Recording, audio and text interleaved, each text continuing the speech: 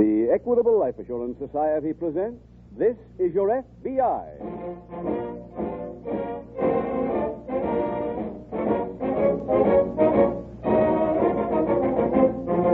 This is Your FBI, the official broadcast from the files of the Federal Bureau of Investigation. Presented transcribed as a public service by the Equitable Life Assurance Society of the United States and the Equitable Society's representative in your community.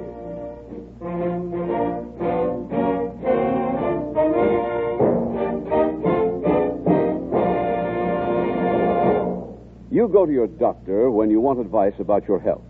It's just as important to consult a professional man when you want financial security for yourself and your family. There is such a man in your community, your local Equitable Society representative. He's not only a trained specialist in insurance matters, but he's a solid citizen and a friendly neighbor. In about 15 minutes, I'd like to tell you more about how he may help you discover the many benefits that may be yours with membership in the Equitable Life Assurance Society of the United States.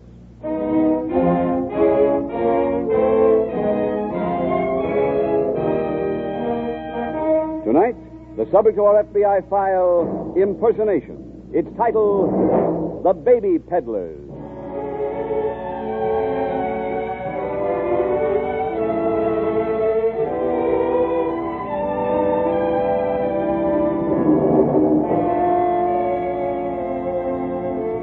Any criminal who is plotting to swindle you, the American public, is well aware of your habits, your virtues, your weaknesses. For this is his business, to hit his intended victim at the most opportune spot at the most opportune time. Many swindlers hide their activities under the guise of a very innocent-appearing business, fake charitable organizations, phony welfare leagues. For in appealing to your heart, the criminal knows your generosity may be aroused, but seldom your suspicion. In this country, there are many legitimate charitable organizations soliciting funds for extremely worthwhile causes. But the representatives of these legitimate organizations carry complete and authorized credentials. The swindler does not. He carries only the hope that the innocent-appearing spiel he has rehearsed will convince some generous citizen to give him money. In tonight's case, you will hear of two criminals hiding their scheme behind perhaps the epitome of innocence, a baby. Tonight's file opens in a drive-in restaurant in Hollywood, California. Mrs. Jane Bakeman sits in her car talking to her friend, Anna Maxwell, a car hop at the drive-in. So this guy orders a cup of coffee for a dime, then acts like I should crawl in the car and hold his hand while he sips it. Gee, Anna, how do you manage these guys? You get used to it. How much longer till you quit for the night? Well, I was off 3 minutes ago, but until Blue Sedan over there finishes eating, I gotta wait. You in a hurry? Sort of. I want to drive you over to the flat. Got something to show you. Hey, you buy something new? Uh-huh. Don't tell me that bow-legged husband of yours sent you some extra dough. 3 days ago, you were flat broke. No, Harry didn't send me any money. But he wrote and said that the director says if they stay on location much longer, he might give Harry a bit part. Oh, honey, don't kid yourself. It won't happen to Harry Bakeman. Once an extra, always an extra. Blue Sedan's finished. Just a sec. Will that be all? Yeah, it's right here. Uh-huh. Thank you very much. Night. Wait, let's throw this tray in the rack. I can leave.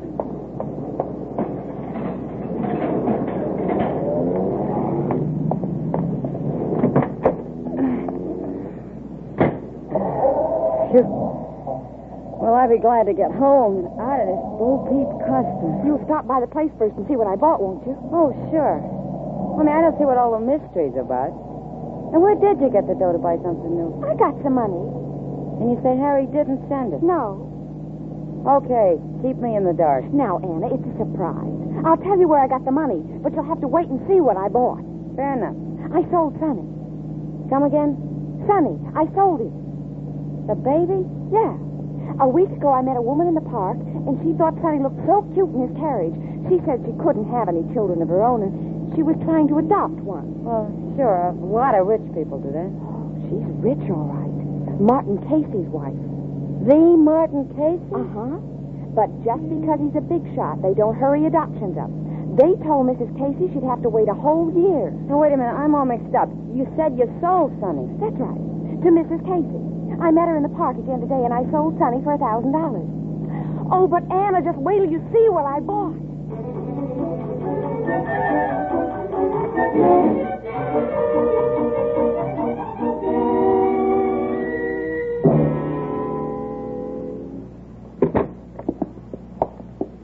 Well, I don't see anything new. Look behind you in the corner. What is... Oh, no. Isn't it beautiful? They haven't delivered the roof area yet, but the radio and the record player works fine. How much? $769.42. That includes the installation. And take a look at this. Did you ever see such a big screen? You sell your kid and buy a TV set? Look, what about Harry? When does he get home from location? About 3 more weeks. What are you going to tell him? Well, maybe I could tell him Sonny ran away. A 1-year-old? Well, I'll think of something by that time, Anna. Maybe you could even help me. Hey, look. It'll work even without the aerial. Look at that screen. I don't see a thing. Look at the size of it. It'll warm up soon. There. Wouldn't you know I'd get a Western? Maybe you'll see Harry ride by with a posse. All right, I'll turn this down. Never mind.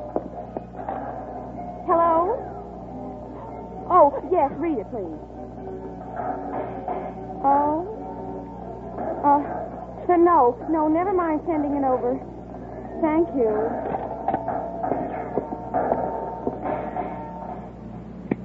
What's the matter? Harry. What about him? Western Union just read me a telegram from him. He got bit by a horse? He'll be back in town the first of the week. Oh, no. Oh, Anna, you gotta think of something. I have to think of something. You sold the kid. But I have to get him back now. Well, I don't know. Wait a minute. Huh? Get the baby back. Of course.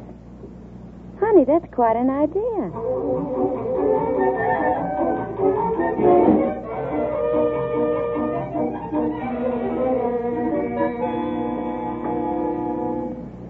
Yes, Morgan. I've known all along you and Catherine were seeing each other. I've even been... Okay, cut it. That's okay, Martin. We'll make a pickup. Now, the line is, I've even been thinking of calling you in for a chat myself. You got it? Oh, yes. I'm sorry. Well, just relax, boy. Georgie, wipe off Mr. Casey's forehead. It's getting a little shiny. Lou, can we shoot another take without a reload? Good. Okay, here we go, folks. Georgie, get out of there. And roll 'em. Scene 14, Boston, take 2. Speed 14, Boston, take 2. Mark it. Okay, Martin. Action. Yes, Morgan. I've known all along you and Catherine were seeing each other. I've even been thinking of calling you in for a chat myself. Quit it. Okay, we're on the wrong set, boys. It's very nice, Martin. You can relax. We'll call you. I'll be in my dressing room.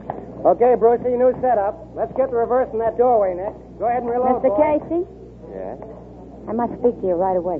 What? I'm a federal officer. I don't understand. Well, I'll get back to the point. Mr. Casey, 3 days ago you bought a baby. What? Come into my dressing room, please. All right, sir.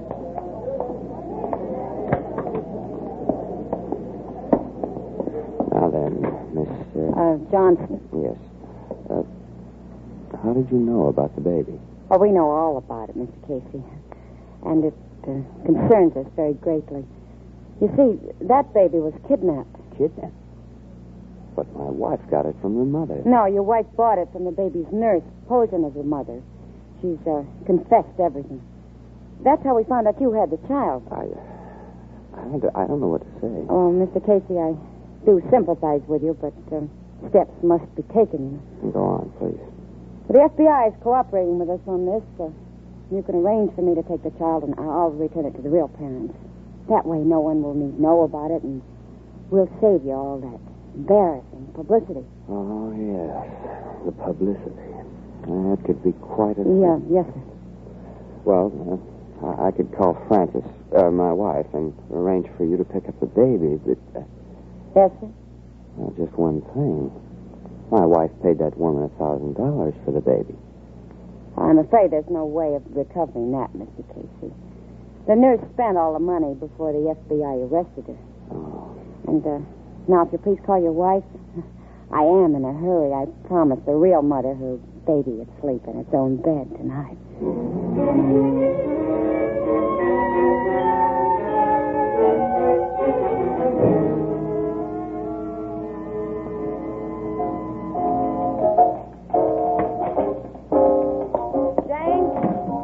Jane, sit down and watch, Anna. Jane, look. I brought Sonny. Oh, hello, Sonny.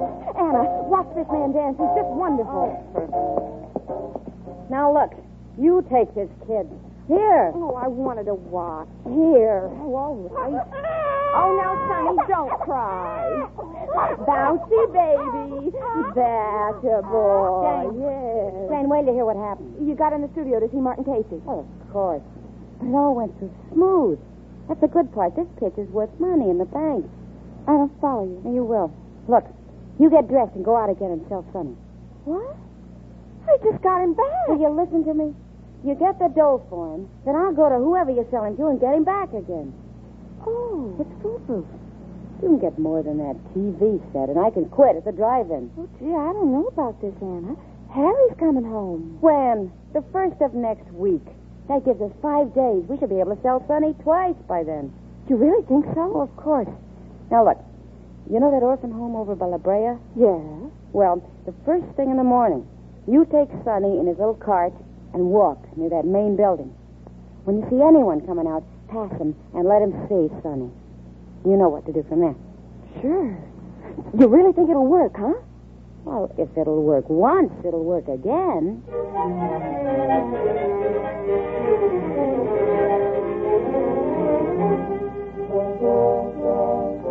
Meanwhile, in a nearby FBI field office, Special Agent Watkins is seated beside the desk of Agent Jim Taylor. Taylor has just finished a phone conversation. That was a long talk, Jim. That was Martin Casey. Oh. He just spoke to his lawyer, and now he's complaining about a federal representative who called on him today. Who was the caller? Pretty obvious it was an impersonator. A girl. What was the pitch? Well, it seems Casey's wife met a woman in the park and bought her baby. Bought her baby? Yeah. Pretty rough, huh? Anyway, this impersonator called on Casey this afternoon, told him the baby had been kidnapped, and told him the FBI would return the baby to its real home without publicity. And Casey bit? Yeah, and you can't really blame him, Ed. Publicity means a lot in his life. This frightened him. That still isn't an excuse for buying a life in the first place. No, there's no excuse for that. In a way, they deserve what happened, but the people who sold the baby deserve even more. Well, we know at least 2 women are in on the scheme. I wonder if that's all. It's hard to say. 2 could work it alone. Just what did the Caseys pay for the baby? $1,000. It's a sizable nick. Yeah. Ceiling price for a human life. Oh, come on, Ed. Let's go out and interview the Caseys in person.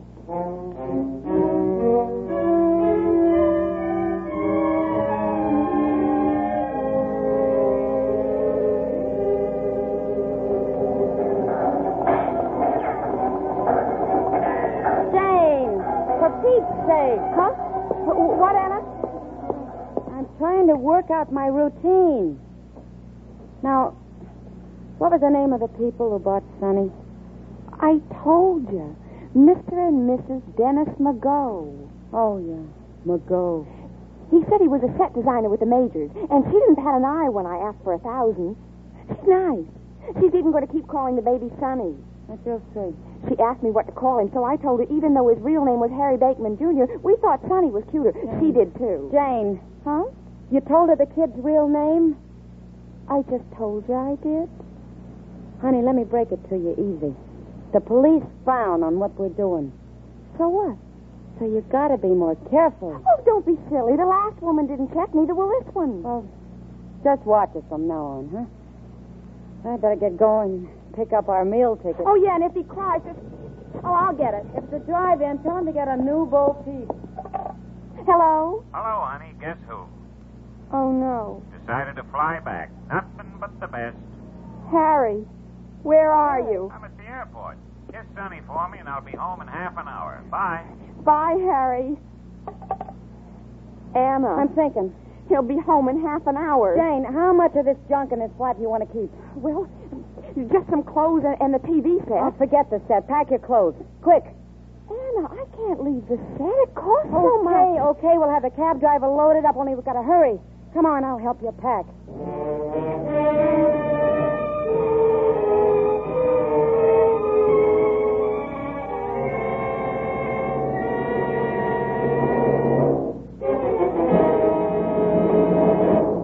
We will return in just a moment to tonight's exciting case from the official files of your FBI. Do you have Social Security? That's good. But if you have a wife and children, it is much better to provide full security for them. Mr. Robert Warson, a member of the Equitable Society, knew that. And that worried you, didn't it, Mr. Warson? You bet it did. Do you know of a family of 5 today who could live comfortably on about $105 a month? Frankly, no. Well, that's all my Social Security would pay to my wife if something happened to me. But then, a few months ago, I heard you describe a fact-finding chart that would show me how much more I would need to keep her and the children in comfort. That's our famous Equitable fact-finding chart for fathers and mothers. The fact-finding chart is free to any of our listeners. Well, I called my local Equitable Society representative. He came over with a fact-finding chart. In 5 minutes, we learned how much my wife and children would need to keep them well-fed, well-housed, and well-clothed until the youngest graduated from high school. I discovered that all I needed for full security was a little extra life insurance. And that's when I joined the Equitable Society. Now you're protected by the Equitable Family Security Plan. Yes, indeed. And I think any man with a family and only Social Security owes it to them to call up his local Equitable man. A good man to do business with. Indeed he is. Your local Equitable Society representative is selected on the basis of character, intelligence, and friendliness. His business is to bring you freedom from worry. So no matter what your insurance problem, owning your own home, providing education for your children, or future security for your family, call him. Ask for your free copy of the fact-finding chart for fathers and mothers. Consult the yellow pages of your local telephone directory for the name of your local Equitable representative. It's listed under Equitable. That's EQUITABLE. The Equitable Life Assurance Society of the United States.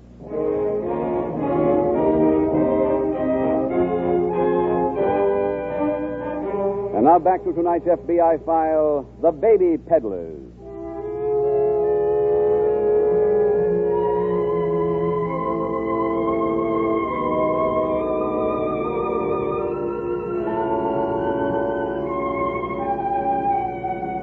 Children were made to love, not to sell.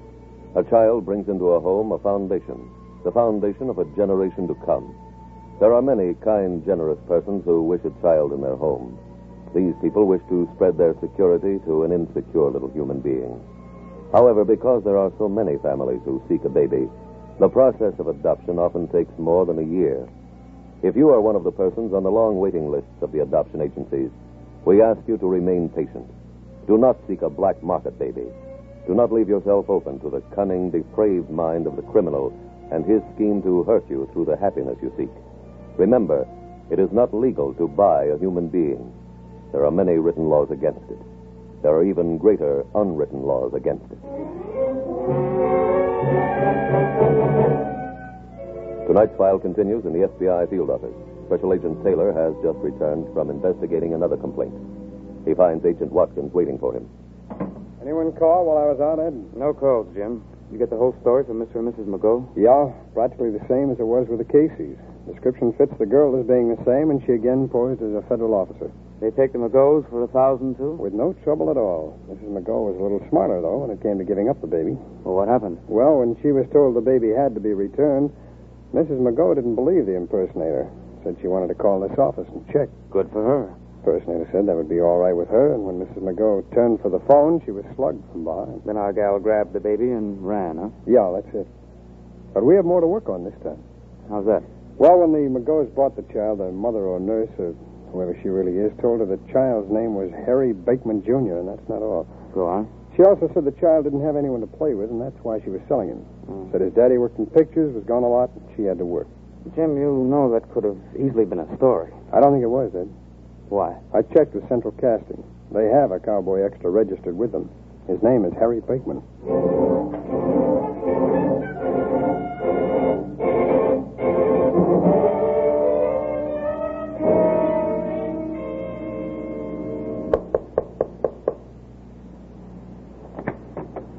Harry Bakeman? Yes, sir, that's right. Mr. Bakeman, I'm a special agent of the FBI. Here are my credentials. The FBI. Something's happened to Jane and Sonny. What is it, mister? What happened? Take it easy, Mr. Bakeman, please. May I come in? Oh, sure. Thanks. I've been going near crazy just waiting here. I called Jane, told her I'd be here. What happened, mister? I haven't seen your wife and son, Mr. Bakeman. I'd like to question you about them, though. Now, you say you called and said you'd be here. Where were you, sir? Well, I've been in Montana on location with a movie. I just got in a few hours ago. I called Jane. I figured she'd wait here. I see. Now, is your wife short and blonde, and is your boy called Sonny? Yes, sir, that's them. What about a tall, red-haired girl? Would you know who that might be? Well, sure, that's Anna. Anna Maxwell. She's a friend of Jane's. I see. Anna Maxwell. Mister, why are you writing all this down? You know where my family is? No, sir, I'm afraid not. Mr. Bakeman, what I have to say isn't very pleasant, but, well, we have reason to believe your wife and her friend have been selling your son. What? They've been selling your boy to couples who want children. Then they go back and trick the victims into giving the child back to them. Mister, you're mistaken, that's for sure. Jane wouldn't. Mr. Bakeman, do you mind if I look around? Maybe we can find a lead as to where they've gone.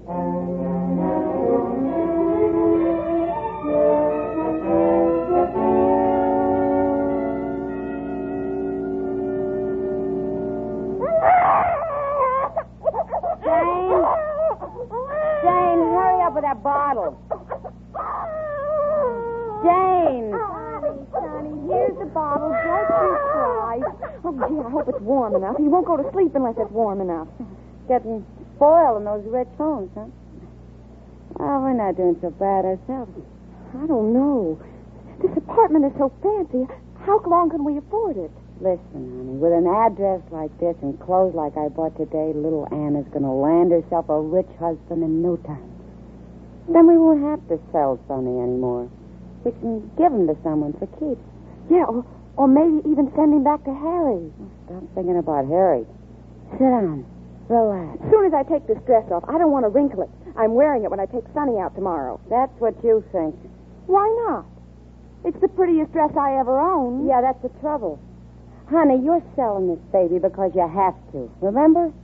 If you have money for dresses like that, who's going to believe you haven't enough money for a maid to keep Sonny? Oh, yeah. You wear the old dress. You'll be wearing a new one soon enough. Maybe we'll even get you a new husband, too. Rich instead of saddle sore.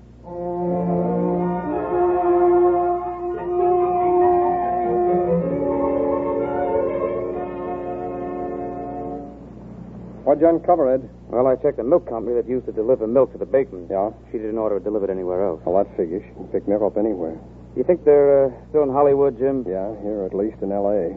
Sure a big enough place to hide in. They know their way around here. I left the man to watch that orphanage on La Brea.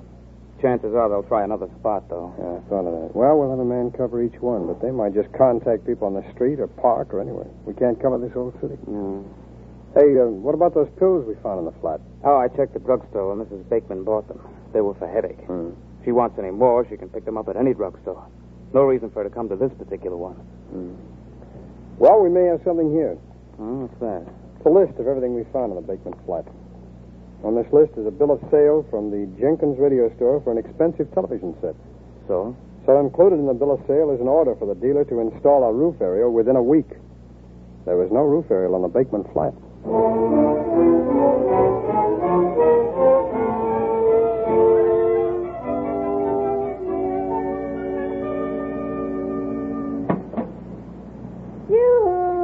Not so loud. Sonny's asleep in the chair. Oh. Where have you been? What are you all dressed up for? You like the dress? Well, listen to this. I go out and I rent a snazzy convertible, see? Then guess where I drive to? The beach? Back to that crummy drive-in. I took a chance. I didn't figure Harry'd be around to see me. He wasn't. But why go there? Are you kidding? After all the nights I slaved in that place for chicken feed, I pulled in, I honked the horn, and I ordered the best meal in the place. Was it good? I don't know. I didn't eat it. I called for the manager and told him to take it back. And I drove off. Gee, I bet you had fun. Hey, well, Drake's pulled back. Oh, I just had the roof aerial installed. They put it in down through there this morning. The set plays real well. Oh, we need a sign on that door. You quiet, Sonny. I'll get it. Now, Sonny, stop crying. Anna Maxwell? Well, Are you Anna Maxwell? yeah. But just who are you? I'm very busy. I'm aware of your activities, Miss Maxwell. I'm a special agent of the FBI. Here are my credentials. Anna, who is it? You better come here, Jane. This gentleman is... Get up! Anna, what...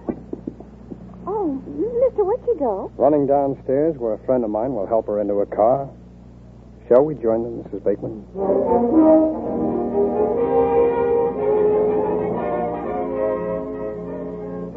Anna Maxwell was found guilty in federal court for impersonating a federal officer and was sentenced to a term of 3 years in a federal reformatory for women. Jane Bateman was turned over to state authorities and was sentenced to a term in prison for selling her baby. The special agents Taylor and Watkins were able to locate the women criminals in tonight's case when Agent Taylor checked with the radio store which had sold Jane Bateman the television set.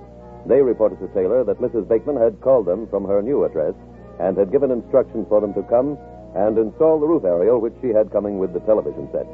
Thus, the child was returned to a loving parent, and 2 criminals were prosecuted for their heartless act. For heart and love are words which never describe the criminal who deals in black market babies. And with relentless energy, your FBI tracks down these men and women who violate federal laws within its jurisdiction and put souls up for sale. It is the duty of the Federal Bureau of Investigation, within the limit of its jurisdiction, to protect and safeguard all citizens at all costs.